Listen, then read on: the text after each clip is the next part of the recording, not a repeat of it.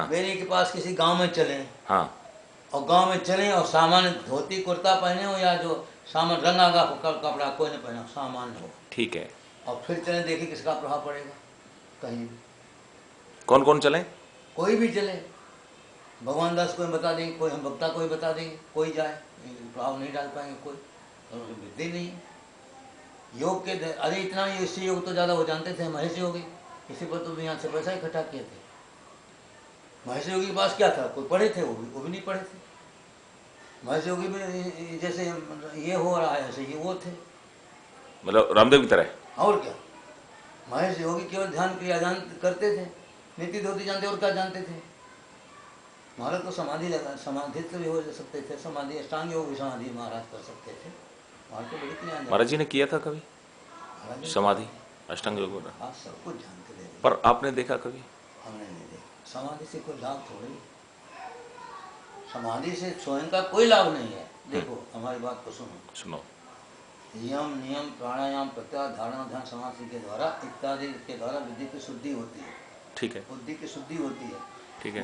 जीव उस परमात्मा को प्राप्त करने का अधिकारी बनता है, ठीक है। न कि जीव परमात्मा को प्राप्त करता है। बिल्कुल ठीक। समाधि के द्वारा बुद्धि की शुद्धि होती है, भगवत प्राप्ति नहीं होती है।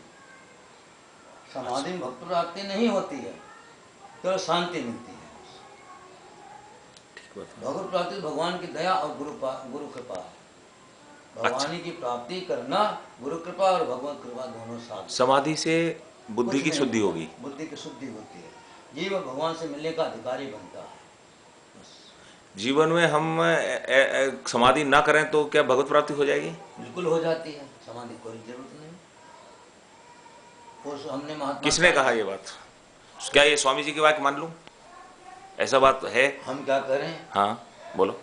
उस दिन हमने आपको सुना था कि महात्मा ने भगवान से काम कराया। उसने कौन सी समाधि लगाई थी भैया? नरसिंह मेहता ने कौन सी समाधि लगाई?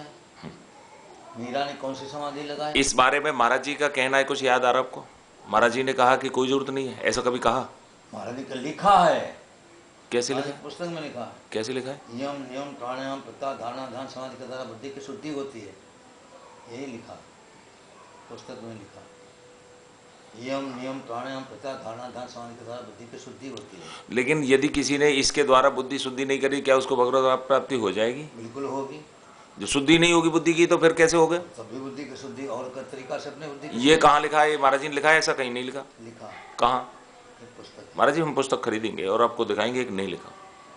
नहीं तो अनेक पुस्तक है ना, एक ही थोड़े है, मैंने पुस्तक ही बोलता है ना। पर उनका मानना यह था कि इसके द्वारा ही बुद्धि की शुद्धि होगी और कोई तरीका नहीं। आहार के द्वारा शुद्धि होती, जो पूरी तरह संतुष्टि बुद्धि होगी, वो जो स्थिरता को प्राप्त होगी, वो तो नियम इसके द्वारा ही निकलेगी।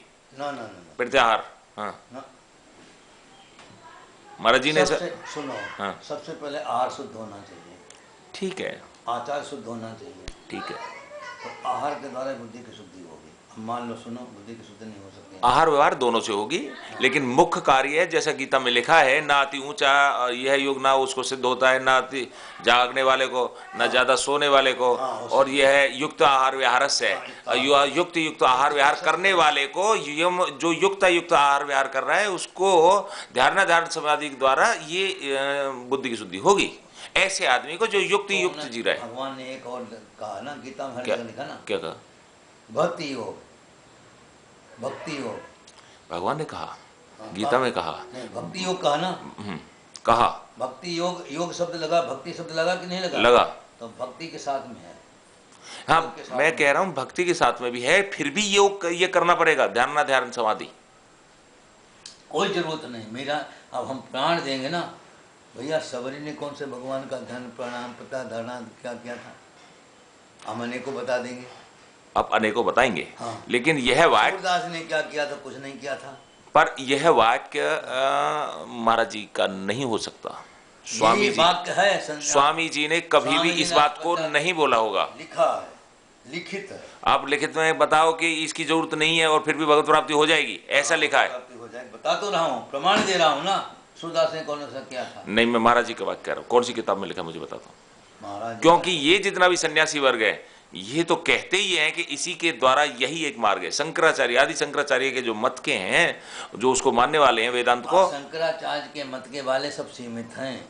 इससे पहले वेदांत था कि नहीं था? तो वेदांती लोग भी इसी को मानते हैं, धारणा ध्यान समाधि से ही पूरी शुद्धि होगी। ऐसा नहीं है। अगर आहार शुद्ध नहीं तो योग नहीं हो सकता। नहीं, आहार शुद्धि होगा, व्यवहार शुद्ध होगा, युक्ताहार विहार से होगा, उसके बाद में भी भक्ति भी होगी, उसके बाद में भी यह करना ही पड़ेगा। भगवान के जो भक्ति है, भक्ति नहीं, भक्ति के बिना भगवान नहीं मिलेंगे। भक्त और भगवान, देखो सुनो सुनो फिर इसमें बात बोलो। भक्ति और भगवान की एक राशि और एक धातु से बना है। क्या? एक धातु से ना। भक्ति, भक्ति कहते हैं, क्या समझे? भक्ति और भज, भक्त शब्द है, भक्त शब्द से बना है भगवान, और भक्ति एक ही है, धातु से बना। जब